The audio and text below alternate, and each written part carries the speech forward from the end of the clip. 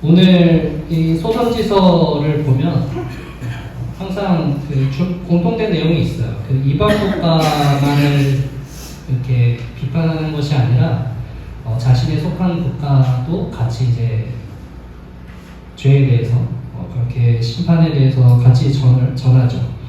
대표적으로 저번에 아모스에 대해서 이야기를 했어요. 아모스가 북이스라엘에 가서 예언을 시작하는데 처음에는 다른 나라들에 대해서만 먼저 이제 심판을 선포했다고 했죠. 죄악에 대해서 얘기를 했어요. 아람, 블레셋, 두로, 에돔, 암몬, 모압, 그리고 이제 남유다까지 다 얘기하니까 어떻게 했어요? 북이스라엘 사람들이 환호했죠. 야, 진짜 선지자다. 참 선지자가 많네. 했는데 갑자기 북이스라엘을 갑자기 다른 나라의 두세 배를 되는 죄를 막 선언하면서 심판에 대해서 얘기를 했죠. 자, 그런데 이 선지자들 중에서 3명의 선지자만이 이방 나라에 대한 온전히 이방 나라만 그렇게 심판에 대해서 전하고 있는데 한 선지자는 이미 했습니다. 이스라엘의 형제 국가인 야곱의 형제 에서의 이름이 에돔, 에돔에 대해서 심판을 다뤘던 오바자를 했고요. 그리고 오늘이 두 번째 시간이에요.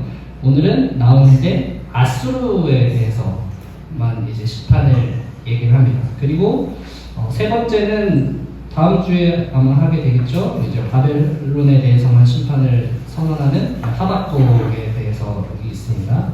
자, 이 나움서는 또 다른 차별성이 근데 있어요. 이 세 개의 선지서 중에서도 오바자도 하박국도 회개하세요 이렇게 얘기를 하지만 이 나움은 그런 게 없어요. 회개하라고 얘기하지도 않습니다. 그냥 심판 받을 것이다 라고 그렇게 얘기를 하고 있는 것이 오늘의 나움이에요. 자, 나움 외에도 니느웨의 메시지를 전했던 선지자가 한 명 더 있었죠. 요나가 있었습니다. 요나가 니느웨에 대한 회개를 다루었다면 이 나움서에서는 니느웨의 교만과 잔혹함으로 인한 이제 심판에 대해서, 멸망에 대해서 이제 선포를 하고 있어요. 나움의 활동 시기는 나움서 3장 8절에 기록된 애굽의 노아몬이 아수르에 함락된 사건이 있어요. 이 노아몬은 제가 여행 프로그램 보는 걸 즐겨 하는데 이집트의 룩소르라고 하는 도시예요.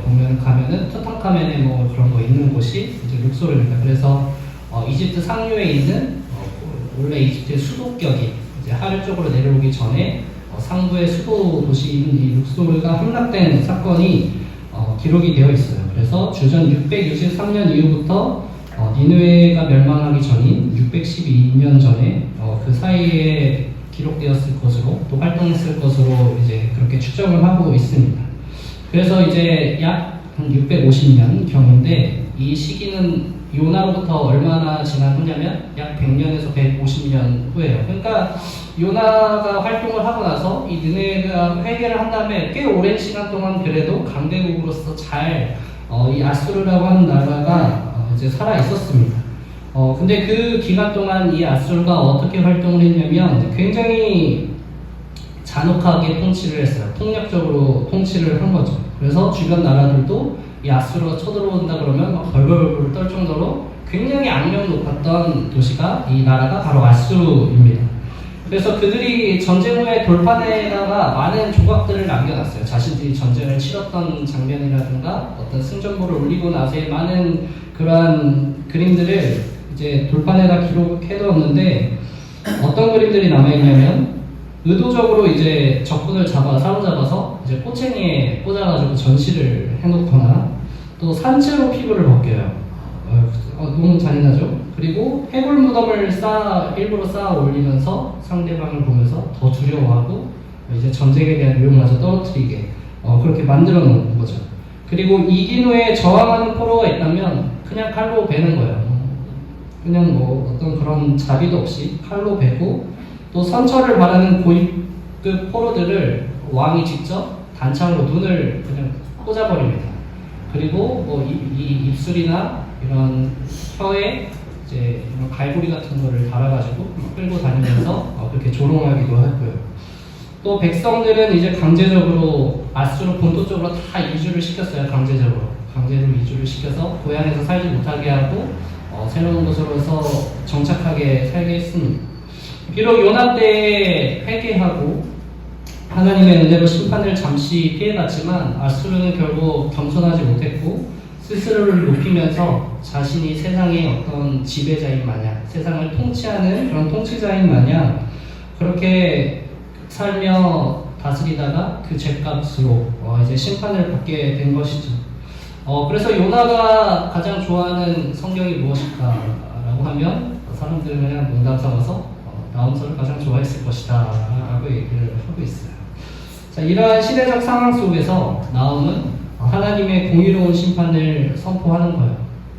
저 나라 저렇게 강하지만 하나님이 심판하신다. 반드시 하신다. 네, 그러니까 이것을 들은 백성들에게는 위로와 심판이 위로와 희망의 메시지가 되게 되는 것이죠. 당시의 상황은 정말로 절망적이었어요. 남유다죠. 북이스라엘은 멸망했고 남유다의 상황은 절망적이었습니다. 아수르는 세상에서 정말 누가 봐도 가장 강력한 통치 국가였고 그들의 수도 니느웨는 어떤 잔혹함과 교만의 상징이었습니다. 그래서 유다는 언제나 언제 쳐들어올까? 무섭다. 또 우리도 저렇게 북이스라엘처럼 되면 어떡하지? 우리도 저렇게 포로로 끌려가서 이 고향 이스라엘 땅에서 예배를 드리지 못하면 어떡하지? 등등 많은 공포 속에서 살고 있었던 거죠. 네, 그럴 때 하나님은 말씀하시는 거죠. 볼지어다 아름다운 소식을 알리고 화평을 전하는 자의 발이 산 위에 있도다. 그들의 현실은 여전히 어둡고 무거웠지만 하나님은 이 미래의 회복을 선포하고 계십니다. 오늘날에 우리도 마찬가지이죠. 세상은 불안함 속에서 가득 차 있습니다. 정치, 경제, 사회, 어느 것 하나, 가정, 심지어 우리 신앙의 영역도 불안하죠. 불안하잖아요. 우리 오늘 예배 드리는데 또 경찰 들어와서 시끄럽다고 민원 들어왔다 그러면은 네? 우리 신앙의 영역마저 불안하단 말이에요. 그런데 하나님의 백성은 이러한 시대 속에서 아름다운 소식을 듣고 사는 사람들이라고 하는 거예요. 성경이 말하는 이 아름다운 소식은 무엇인가? 그것은 이사야 52장 7절을 보면 비슷한 표현이 나오고 있어요. 좋은 소식을 전하며 평화를 공포하며 구원을 공포하며 시온을 향하여 이르기를 내 하나님이 통치하신다 하는 자의 발이 산 위에 있도다. 거의 비슷하죠. 즉 이 아름다운 소식이란 무엇이냐면 하나님의 통치가 다시 회복되었다라는 이 선포입니다. 세상의 왕이 아니라 하나님께서 다시 우리의 왕이 되었다라고 하는 그런 복음의 메시지인 것이죠. 유다 백성은 현실적으로 아수르가 세상을 지배한다고 보았어요. 그런 절망 속에 빠져있는 백성들을 향해서 하나님께서 분명하게 얘기하시는 거죠. 아니야. 아수르가 이 세상을 통치하는 게 아니야. 이 세상의 통치자는 오직 나 여호와 하나님밖에 없다 라고 말씀하고 계신 것입니다. 이 세상이 그런 것 같아요. 자신이 통치자가 되어야만 하는 세상인 것 같습니다. 전쟁 소식도 다 뭐겠어요? 자신이 이 세상을 조금이라도 더 통치하고자 하는, 드러내고자 하는 욕심에서부터 시작되고, 또 특히 국제정세는 요즘 미국 대통령님에 의해서 많이 좌지우지 되죠. 정말 세상의 경제력이나 군사권을 가지고 정말 이 세상을 내가 통치한다고 할 정도로 하고 싶어하는 것 같이 보일 정도로 이 정말 안 건드리는 나라가 없죠. 내가 자기가 진짜 최고라는 듯이 그렇게 보입니다. 그럼에도 하나님 말씀하시는 거예요. 너 미국 대통령이 이 세상을 통치하는 것 같니? 아니라니까. 하나님, 내가 진짜 이 세상의 통치자야 라고 말씀하고 계시는 것이죠. 또 개인의 삶을 돌아보면 어떻습니까? 우리의 삶을 한 주 돌아보면 내 삶의 통치자는 누구였는가? 보면은 결국은 나를 드러내기 위한 시간이 많았다라고 우리는 또 한 주를 되돌아보게 되는 거죠. 하나님이 통치하시고 하나님의 이름이 드러나고 하나님의 능력이 나타날 시간보다 내 욕심과 내 주장과 내 생각과 나의 것을 채우기 위한 더 많은 시간들이 있었음을 우리가 바라보게 되는 것입니다. 쉽게 말해서 자신의 세상을 만들고 또 그것을 유지하고 지켜나가려고 하는 그런 노력들로 우리가 한 주를 살아왔다라고 하는 것을 깨닫게 되는 것이죠. 이처럼 세상은 세상에 통치자가 따로 있다는 것처럼 말하고 또 우리의 삶 또한 통치자가 마치 따로 존재하는 것처럼 그렇게 살아가고 있습니다. 하지만 복음은 여전히 우리에게 끊임없이 얘기하고 있죠. 하나님이 다스리는 세상이다 라고 말씀하시고 있습니다. 여러분, 이 믿음을 잃지 마시기 바랍니다. 세상이 흔들리고 나라가 흔들리고 내 마음이 잠깐 흔들린다고 할지라도 하나님의 통치는 결코 변함없고 흔들리지 않습니다. 지금도 우리의 삶의 주인은 하나님, 교회의 머리 또한 하나님, 역사의 주관자 또한 하나님이십니다. 이것이 바로 복음의 결국 시작인 것이죠. 하나님의 다스림이 이렇게 회복되어지는 것, 그것이 아름다운 소식입니다. 그렇기 위해서 하나님은 멀리서만 말씀으로만 얘기하신 것이 아니라, 지켜보시기만 하신 것이 아니라 결국은 역사 속으로, 우리의 삶 속으로 직접 역사하시고 개입하시기 시작을 하죠. 이스라엘에게 아름다운 소식은 아수르의 멸망이자 하나님께서 그들의 억압을 끊으신다는 어떤 자유로운 회복의 약속이었어요. 그리고 오늘 우리에게 그 아름다운 약속은 바로 예수 그리스도의 복음인 것이죠. 하나님께서는 인간의 그 죄와 절망을 깨뜨리시고 우리가 절대 끊을 수 없는 그 죄의 굴레 속에서 우리를 해방시켜 주시기 위해서 이 2000년 전, 2025년 전 이 세상 가운데 오셨고, 그리고 오늘날 지금의 우리의 삶 속에서도 계속 역사하시고 개입하고 계시는 것이죠. 오늘 본문은 그리고 이렇게 말씀하고 있어요. 악인이 진멸되었으니 그가 다시는 내 가운데로 통행하지 아니하리로다. 확실한 승리의 선포죠. 이제 우리를 절망하게 만드는 세상의 이야기와 상황들, 그것에 매여서 따라다니는 것이 아니라 이 우리에게 선포된 아름다운 구원의 소식을 붙잡고 살아가신 우리 성도님들 되시기를 축복드립니다. 자, 이제 그 복된 소식을 들은 우리에게 하나님이 이렇게 명령하고 계십니다. 유다야, 내 절기를 지키고 내 서원을 갚을지어다. 유다는 오랜 세월 그 두려움 속에서, 압제 속에서 하나님께 드리는 예배를 잃어버렸습니다. 서원했던 것도 잃어버리고 하나님께 드릴 마음도 식어버렸죠. 그러나 이제 하나님께서는 그들에게 말씀하시는 거예요. 이제 다시 예배해라. 내가 다시 너의 하나님이 되었다. 너희도 나의 백성이 되어라. 라고 계속해서 얘기를 하고 계시는 거죠. 이 시대에 얼마나 많은 그리스도인들의 예배가 무너져 있습니까?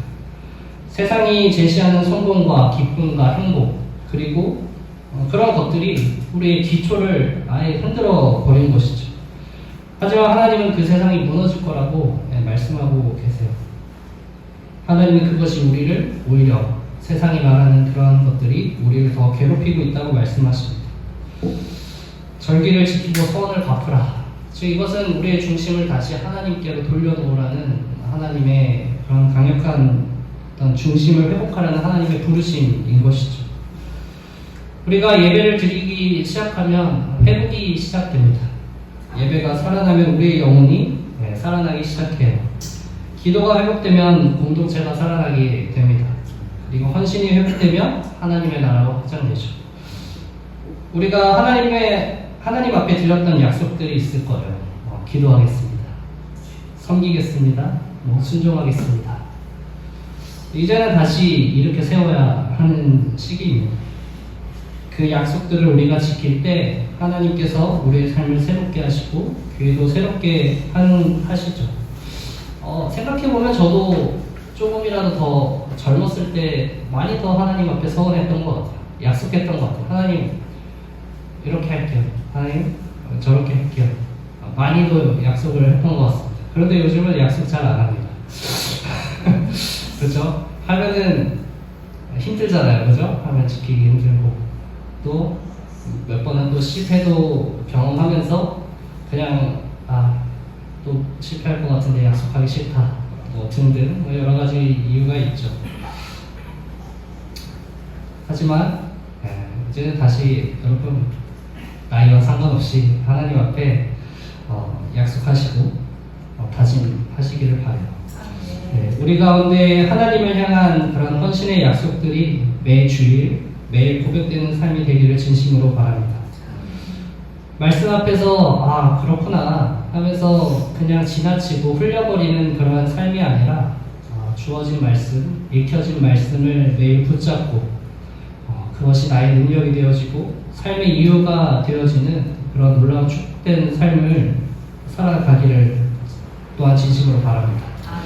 여러분 하나님 앞에 약속하십시오. 오늘도 약속하십시오. 기도하겠습니다. 섬기겠습니다. 순종하겠습니다. 그런 다짐을 가지고 세상적인 열심으로 사는 것이 아니라 믿음 안에서 그렇게 믿음 안에서 열심히 살아가는 성도님 되시기를 한 번 더 축복을 드립니다. 마지막으로 이제 우리는 아름다운 소식을 알리고 화평을 전하는 자의 발이 되어야 해요.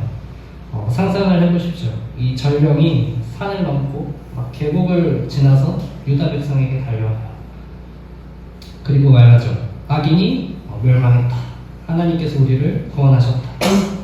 그 전령의 발걸음, 그 발걸음 한 걸음 한 걸음마다 희망과 기쁨이 새겨져 있죠. 오늘날 하나님은 우리를 그러한 전령으로 부르셨어요. 복음을 전하기 위해서 희망과 구원으로 우리가 뜀박질을 시작해야 할 때인 거죠. 복음을 전하라 그러면 어떤 마음으로 가시나요? 도살장에 끌려가는 그러한 양처럼 하기 싫은데 하나님까지 하긴 해야겠고 상황이 주어졌으니까 하긴 해야겠는데 진짜 하기 싫다. 죽어가는 양처럼 끌려가는 것이 아니라 입술로 선포할 때 일어날 그 하나님의 놀라운 구원의 역사를 기대하고 소망하며 그렇게 기쁨으로 즐거움으로 나아가야 하는 것이죠. 사랑하는 우리 성도 여러분, 아름다운 소식은 단지 우리가 듣는 데서 멈추지 않는다라고 항상 말씀을 드리죠. 복음은 우리의 입술로서 반드시 전해져야 하는 것입니다. 그래야 복음이 완성이 됩니다.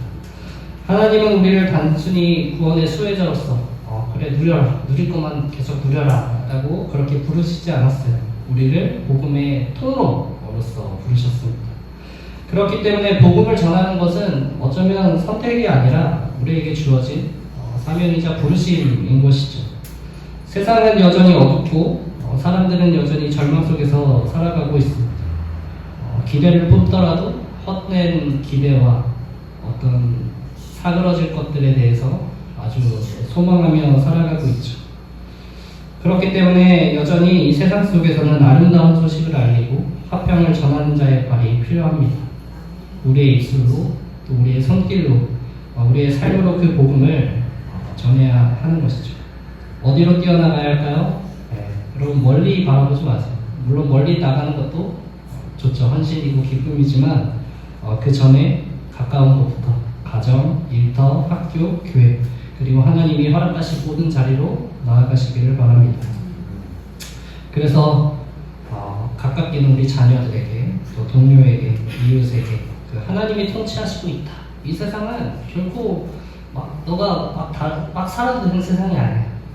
하나님께서 세우시고 지금도 통치하시고 역사하시는 이 하나님의 세상이야 라는 것을 이 복음을 들려줘야 하는 것이죠. 그때 우리의 발걸음이고 소망의 발걸음이 되고 그 발자취로 하나님의 나라가 확장됩니다. 우리가 걷는 그 길이 복음의 길이 되기를 소망합니다. 물론 복음을 전하는 일은 결코 쉽지가 않습니다. 때로는 거절당하고 오해받고 그것은 너무나 이제는 그렇죠? 기본값이죠. 기본값이에요. 그러나 기억하십시오. 복음을 전하는 자의 발은 결코 헛되지가 않는 거예요. 그렇게 거절당해도 하나님은 수고했다, 잘했다, 나의 정화, 이쁘다, 기쁘다. 비록 이 사람은 내 복음을 듣지 않았지만 하나님은 그래 너한테는 이제 이 임무를 다 했어. 이 사람이 지옥에 가도 너의 잘못은 없어. 너는 너의 할 것을 다 했어. 수고했다. 라고 오히려 우리를 칭찬하신다는 것이죠. 그리고 그 길 위에 하나님은 언제나 항상 함께 하시고 계시는 거죠. 복음을 전하러 갈 때나 전할 때나 뿌릴 때나 거둘 때나 항상 하나님 함께 계시는 삶이 되게 됩니다. 우리의 사명은 어떤 일에 대한 그런 결과가 아니라 지금 이 순간의 순종입니다. 하나님은 그리고 오늘의 그 순종을 통해서 놀라운 일을 이루시는 분이심을 기억하시기 바랍니다. 네, 마무리하겠습니다.